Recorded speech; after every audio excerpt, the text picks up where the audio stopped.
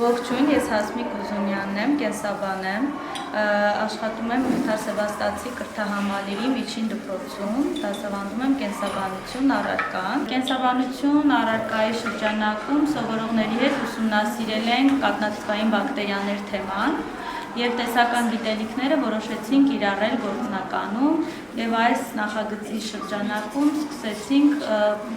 իրականացնել կաթնամթերքի արտադրություն։ Սկզբում մածուն ենք մերում, հետո պանրի արտադրություն։ Եվ այս նախագիծը իրականացնելու համար մեզ անհրաժեշտ էր, որպեսզի քիմիայի և ֆիզիկայի լաբորատորիայում նախ ստուգենք կաթի մաքրությունը, որ հասկանանք կան խառնուրդներ, մաքուր է արդյոք կաթը, խտությունը կաթի, նոր կիրառենք գործնականում։ Եվ այստեղ ստեղծվեց միջառարկայական կապ, կենսաբանություն, քիմիա, ֆիզիկա։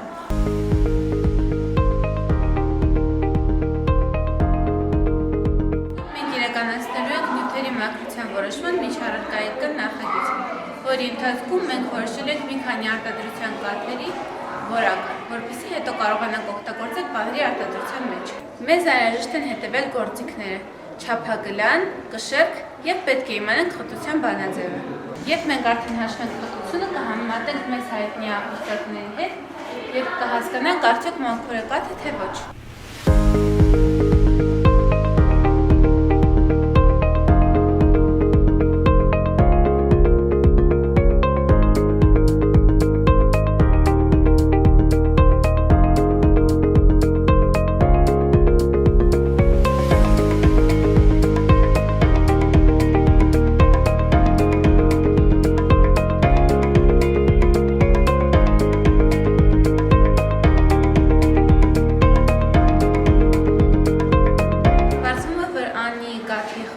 Շատ մոտ է անարատ կաթի խտությանը, դա նշանակում է, որ այն շատ մաքուր է։ Մենք պատրաստենք պանիր հենց այդ կաթով։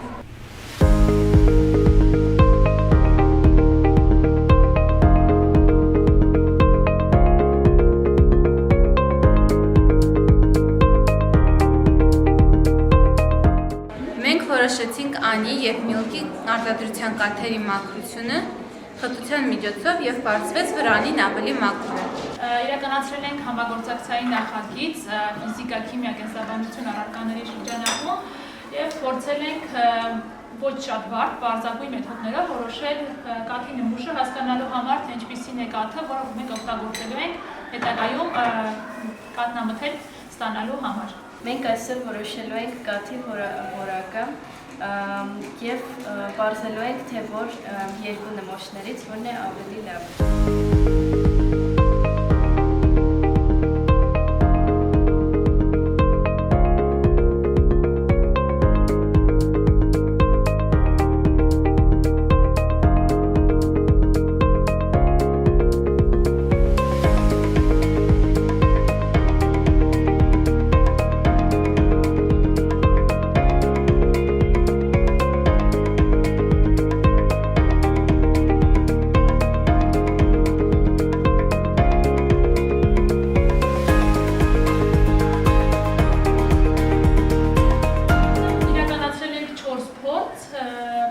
Որոշել են ջրի պարունակությունը, սոդայի պարունակությունը, որոշել են սովորողները միջավայրը, թե ինչ միջավայր է կաթի երկու նմուշներում, այս դեպքում մենք իրականացրեցինք միլկա կաթի և անի կաթի նմուշների անալիզ և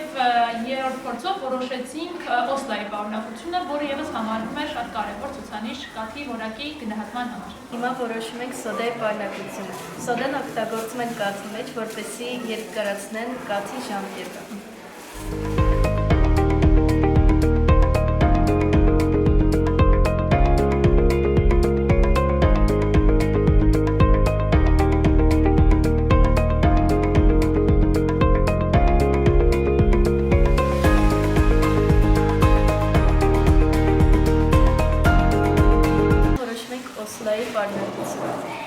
Օսլան սպիտակ փոշի է, ջրում չլուծվող,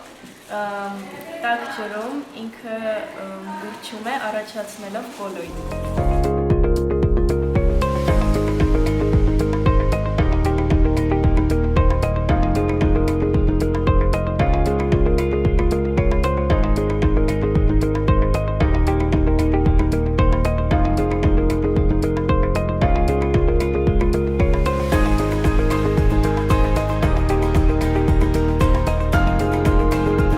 Հիմա փորձում ենք երկու կաթի միջավայրը։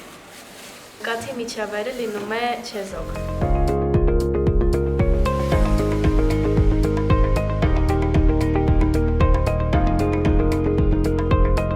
Քիմիայի ստուգումներով ստացվեց, որ նրանց տարբերությունն է 0.5-ը։ Եվ մեր փորձերով մենք իմացանք, որ անի կաթնամթերքը ավելի որոշում է։ Նույնի մասին վկայում են նաև ֆիզիկայի փորձերը, որտեղ անի կաթը նույնպես ավելի մաքուր էր։ Եվ այդ կաթով ընկերհասմիկ կպատրաստի պանիր։